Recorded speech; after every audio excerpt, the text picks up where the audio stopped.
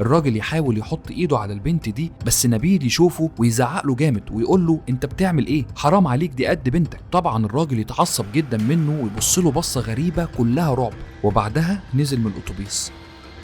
نبيل وهو قاعد كان خايف جدا من اللي حصل، لكن كان ماسك نفسه. الاتوبيس اخيرا يوصل الجامعه وينزل ويحضر كمان اول محاضره ليه، وبعد ما يخلص ينزل يقعد في الكافيتيريا تحت. وهو قاعد يبص الناحيه التانيه يلاقي راجل عجوز قاعد عمال يبص له، كان بيراقبه. نبيل كان بيتجاهل في الاول، بس كل ما يرفع عينه يلاقي الراجل لسه عمال يراقبه. بعدها قال ماليش دعوه، خليني قاعد في حالي وماليش دعوه بحد. بس يحس بصوت نفس غريب ويبص جنبه يلاقي الراجل ده واقف في وشه. طبعا اتخض وقال له انت مين؟ واقف هنا ليه؟ يرد عليه الراجل العجوز ويقول له خلي بالك من نفسك يا ابني، الراجل اللي اتخانقت معاه في الاتوبيس ده مش شخص عادي، وانا بنصحك تبعد من هنا فورا. بعدها الراجل ما اتكلمش ولا كلمه وراح مشي. نبيل كان متوتر جدا وخاف وقال انا لازم اروح البيت. يروح نبيل ويدخل اوضته ويفكر في كل اللي حصل معاه وان كان يوم غريب جدا. بعدها يروح يقف في الشباك علشان يشم شويه هوا. وهو واقف يلاحظ حاجه، يلاقي عربيه سودة كبيره واقفه قدام باب البيت، ولما يركز فيها اكتر يلاقي اللي قاعد جوه راجل ضخم،